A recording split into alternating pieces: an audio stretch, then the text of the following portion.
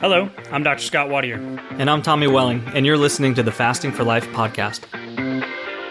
This podcast is about using fasting as a tool to regain your health, achieve ultimate wellness, and live the life you truly deserve. Each episode is a short conversation on a single topic with immediate actionable steps.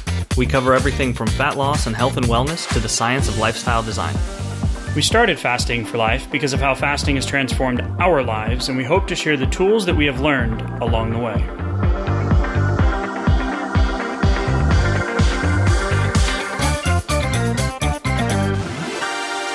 Hey everyone, welcome to the Fasting for Life podcast. My name is Dr. Scott Wattier. I'm here as always with my good friend and colleague, Tommy Welling. Good afternoon to you, sir. Hey Scott, how are you? Doing great, my friend. We're going to dive into a few things in today's episode that I think are going to be impactful for every single person that's listening to this podcast. Now, that is a big, bold statement, and that's just kind of how I'm feeling right now because of the couple of realizations that we've had recently as we kind of continue to build out Fasting for Life and the conversations and the challenges and the courses and just all of the things that we talk about this stuff all the time. I'm just going to come out and say it. Like, this is literally less than what we used to in terms of our own journey, but more of how can we go and impact more people. So just a shout out to you guys, the listeners. Again, if you're new to the podcast, go back and listen to the first few episodes with Grace. We ask, we appreciate all the 5-star reviews. Just incredible to think that we've almost 600,000 downloads now. We just broke the 500,000 mark. So for you guys that are repeat offenders that keep coming back for the goods, we appreciate you. Drop some reviews. We prefer the 5-star kind that tells the podcast gods. I don't know how the algorithm, Apple, Google, whatever the things work, right? We just know that the more feedback and the more reviews we get, they like that. And that says that what we're doing, they want to continue to push that out. And then that requires, results in more impact, which is why you and I decided to start this thing in the first place. So Today's conversation, I'm going to go back to it, is going to be a continuation from last week's episode, which is not something that we do very often. We don't typically do series or interviews or, that type of like, we're going to lay out 4 things this week and then 4 things next week and then 4 things the week after that, because we really want things to be actionable. But we got shut off the mics after the last episode and we're like, well, wait a minute. There's a few things here that we really didn't go deep enough on. And I want to start there. And then we're going to talk about a research article that involves milkshakes. And I'm going to mention the P word that ends in ZZA. And we're going to talk about it in a positive, encouraging way. So lots of fun stuff. And I think it's going to resonate with, like I said, I think it's going to land. Something in this episode is going to land for everybody that's listening. Yeah, I think that's great perspective. Because as you said, when we shut off the mics, it was kind of like, okay, there's more here. When we were talking about long-term success, how to build the fortified walls that protect our results, our weight loss and our health results, so becoming the 5%. If you didn't listen to last week's episode, how do you become the 5% of people that actually keep all the hard work and weight you've lost off, which results in better health metrics and a better quality of life? Yeah, we literally turned on the microphones, like you said, for impact and to help people get results like we were looking for. And what's the point of getting the results if you're not setting yourself up for success to keep those results? So, a part of this conversation goes into like how do we have beneficial, healthy, long-term relationships with certain foods that we enjoy, that we need, that we're going to crave, that we might be used to, and that might be part of our upbringing, that might have social, traditional family ties. Like, there's so many just different aspects of the connections to food that we have, that it's just so important that's why, turn the mics back on. Let's go a little bit deeper.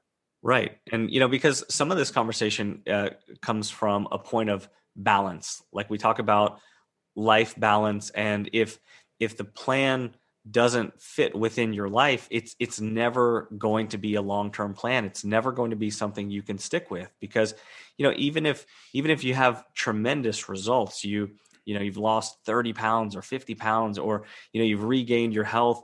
If you completely restricted something like a whole food group, let's say, or something that you love, to get there, it's going to be hard to find a healthy balance somewhere in the future, right?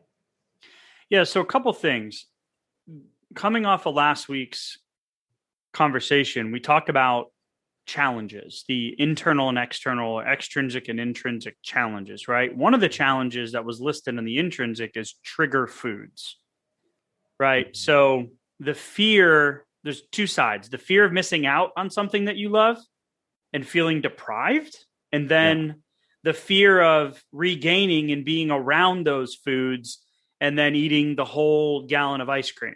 Right.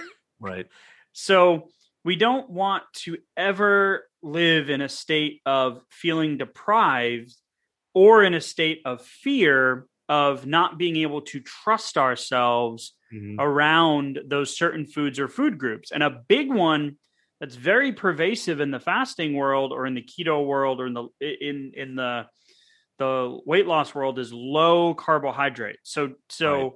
Demonizing the entire food, the macro. We only have 3 macros. Right? Yeah, right.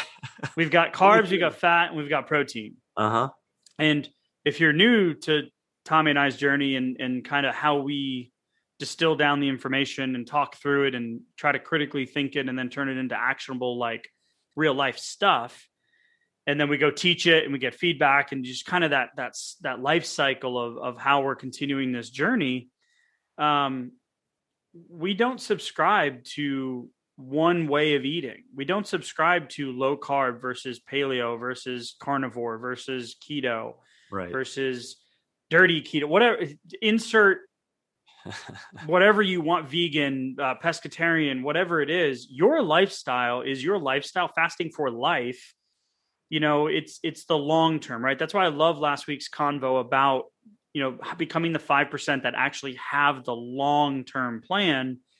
And we don't want to just remove like carbohydrates.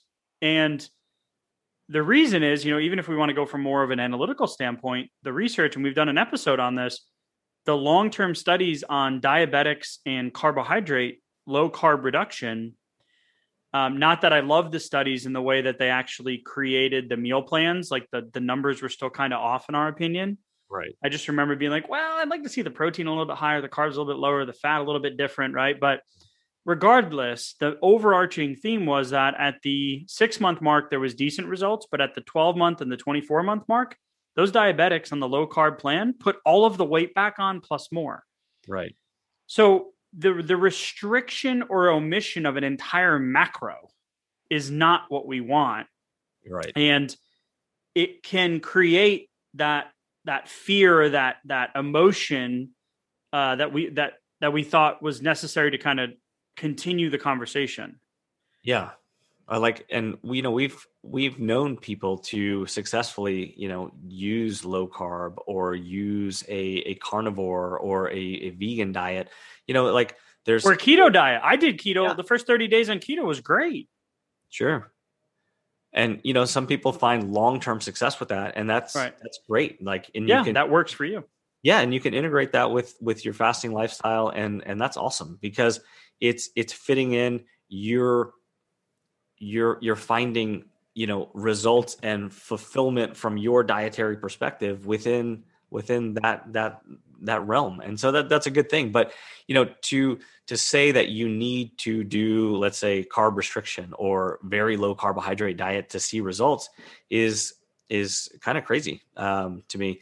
And, we see some of these things like popping up at in the very beginning of challenges sometimes, or in our community or continuity groups. We'll see some folks say something like, carbs are good or carbs are bad. And like you said, to put such a broad stroke on one of the 3 macronutrients is really overarching, because carbs aren't the same. There's 1,000 different types of carbohydrates in there. And an apple is not the same as a pizza, right? Well, yeah, there's so many different ways to ingest carbs, right? They all break down eventually into the same things for our body to turn it into fuel. But here's a point for clarity, and then we'll go into the milkshake study, which I'm calling it now, which sounds glorious. All right. Is that a study by Holt in 1997, Holt et al., looked at the insulin index, which is something that we talk about, the insulin index, the food index, insulin index, insulin friendly lifestyle. Mm-hmm. And this is the outcome of the study was that beef and bread had the same insulin secretion, and fish and rice had the same insulin secretion. Mm.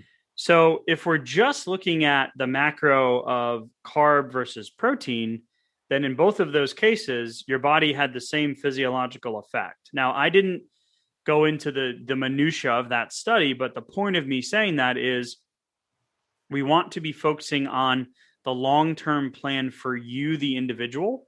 So if you like to eat fish, then let's figure out a way for you to eat fish and rice and or beef and, let's say the P word that ends in ZZA.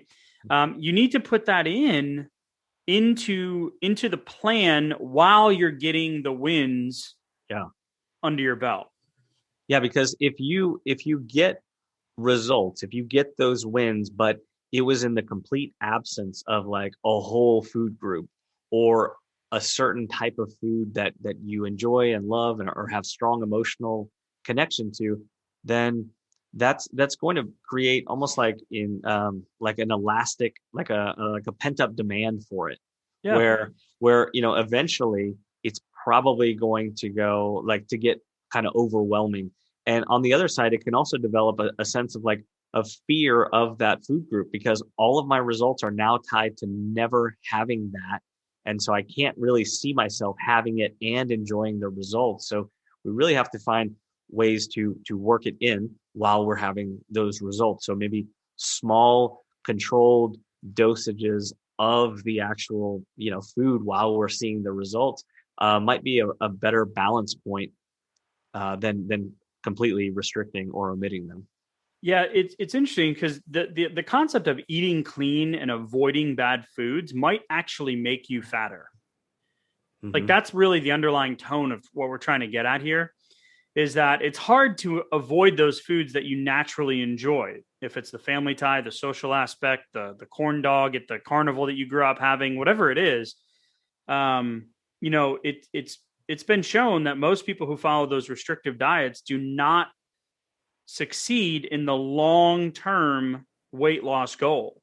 So the key is to develop the sustainable habits over time and moderate the consumptions of the foods you enjoy. So one of the things we talked about last week was in the monitoring piece is making sure that you're putting in the planning, the meal planning, and putting those foods that you enjoy that you don't want to feel deprived from into your routine. So because what will happen with the milkshake study is it showed that this was done by Herman et al. In 1975, is that so the subjects, 57 people were randomized to consume 0, 1, or 2 milkshakes. Mm-hmm. And this was after they had already eaten. So these people were not hungry. They had a meal. They were presented with either 0 milkshakes, 1 milkshake, or 2 milkshakes. And then they had an ad lib ice cream tasting session. So this means you could just ingest as much ice cream as you wanted. Right. So you had a meal, a couple hours went by. I like these studies. I want to go back to the studies in the 70s. These sound fun. Right. And then you got to have as much ice cream as you wanted, right? So after what you happened, just had a milkshake, right? Yeah, after you had a meal a couple hours ago. Yeah. So here's your milkshake. You get 0, 1, or 2. And the people who had more restrictive dieting behaviors consumed almost twice the amount of ice cream after having 2 milkshakes compared to the group that had 0 milkshakes. Wow.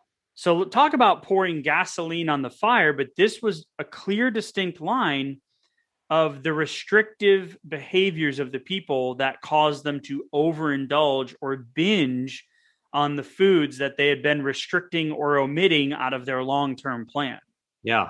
That's another side of the equation. That's the whole like I just had a little bit, I slipped up, I went down the wrong path, a little bit of regret or guilt comes in, and I already had a milkshake, or I already had two milkshakes. What's a little more ice cream now, right? Like, I mean, there were so many times when I made those same food decisions where everything was great and it was very black and white, and following the plan Monday through Thursday was going great, and Friday night it was kind of like, should we order a pizza or have something else?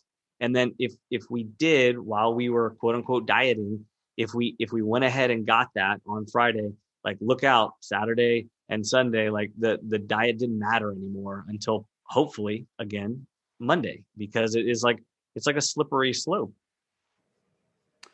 Yeah, it's one of the things that, over the years, observing that the people who try to avoid the bad foods typically end up caving and binging more than the people that just included them in moderation throughout the process. Right. Mm-hmm.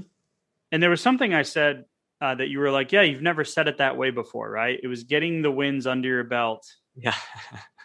faster. Right.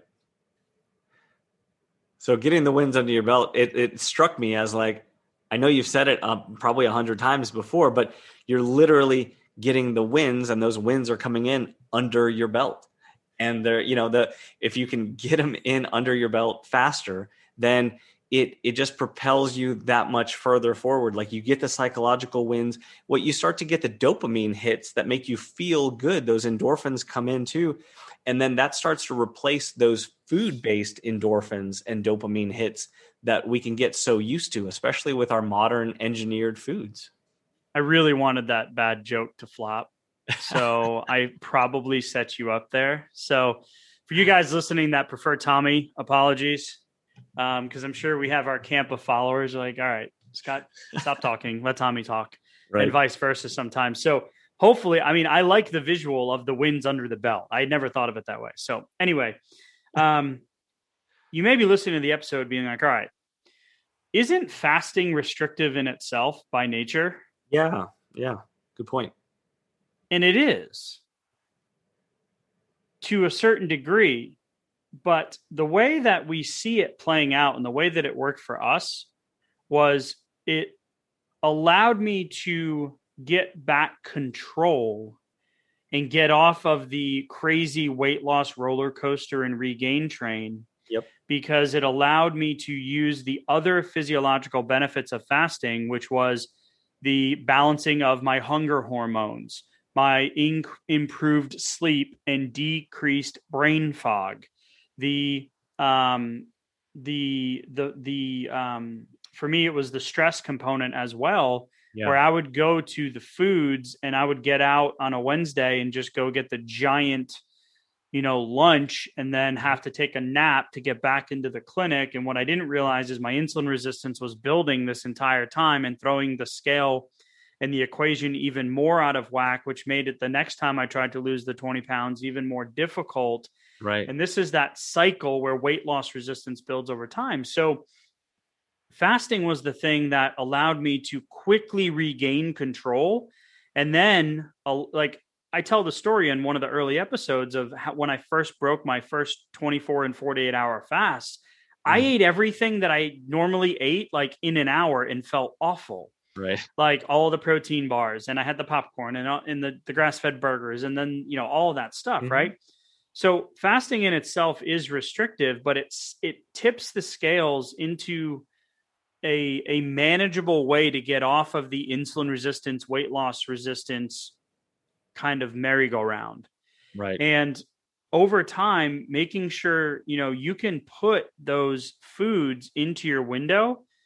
And even if you do fall off the wagon and go crazy with it, the time that you went without food allows your insulin to come down, allows your fat burning to kick up. And actually, you can still see wins while not being as compliant as you probably should have been to get the same result.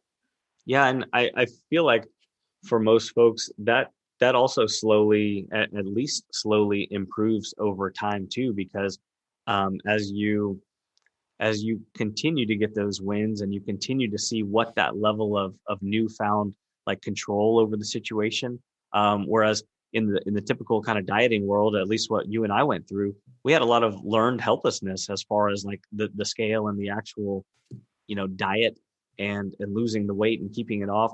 And so it kind of became to where, for me, lose a few pounds, but then slip up once and see it all just come back, right? So quickly that it kind of became like, well, what am I even putting all this thought into? Like, why stay on that same track? So it became a lot easier to, get the pizza or whatever it may be. So fasting, I want to be clear, is restrictive in its time, but it doesn't have to be restrictive in a macro food group or the foods that you love. And that's why I love the Milkshake article. I don't know why I'm calling it that, but by Herman et al. The authors are saying less restrictive eaters respond better to internal hunger cues. Well, we know fasting helps balance those hunger cues out. Absolutely. And eventually the hunger goes away when you get more into a state of ketosis. Restrictive dietary patterns, contribute to less self-control when around those foods that you've deprived yourself from, right? Which is those so-called trigger foods. That's one of those intrinsic challenges that we talked about last week. And, the eating behavior may be successful for short term when your willpower is high and you've gotten to that point of frustration where you're like, fine, I'm just going to rip the darn Band-Aid off and do this thing. Right. And then what's actually been found is that the less restrictive behaviors that focus around the healthy habit and the planning component, which is that self-monitoring component that we talked about last week, has really been shown to set yourself up for long-term success. So if you haven't listened to the episode last week, go back and listen to it, as it's an overview of trying to become that 5% of people that actually are able to keep the weight off once you've lost it. Yeah, no, I want to clearly address something, because if you're kind of in the, somewhere a little further along in your fasting journey and you're hearing this, you could be at a point where you've developed a bit of an aversion or potentially even a fear of certain foods or certain food groups. And so, we've touched on it a little bit in the past, but to be encouraging towards a long-term sustainable plan, start taking small pieces of those foods or food groups and working them back into your window. And you can start slowly at first, and you can, increase that over time. But that's gonna bring you to a point where you can see yourself long term having a healthy relationship with that food or type of food, and maintaining your long term results as well. So you can do that while you're still getting results now. Yeah, that's a really good point. And sometimes, we have a diverse listenership. So it's like sometimes, the long-term fasters, the people that have had success, sometimes the more beginner conversations don't really kind of resonate. And then sometimes the beginner, the experience, like kind of how to break through a plateau for the beginner doesn't really fit. So Right. I love the idea here that just like fasting can apply to any preferred eating style, right? Mm-hmm. Low carb, keto, paleo, carnivore, all that kind of stuff. Yeah.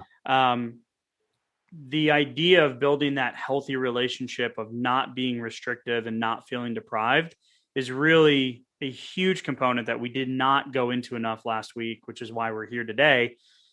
Just to make sure that we're beginning with the end in mind, with that long-term goal in mind. So I just love the fact that, this really applies to anyone in between. So I really appreciate that you brought that up, Tommy. If you are newer to fasting, you can head over to the website, thefastingforlife.com. You can download the Fast Start Guide. It's 6 simple steps to put fasting into your day-to-day life.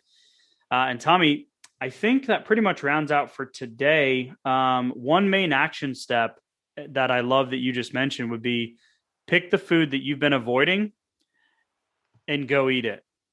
Now, that doesn't mean buy the Bluebell gallon ice cream. That means go and do something for you because of the success and the results that you've made. Get the dopamine hit from a positive reinforcement with that food, that you've had the success, you've been good, you in a way deserve it because you're actually doing something that's right for you for the long term, and not just continuing to restrict and omit your way through the process. So get those wins under your belt quickly. Absolutely. All right, Tommy. Thanks so much, sir.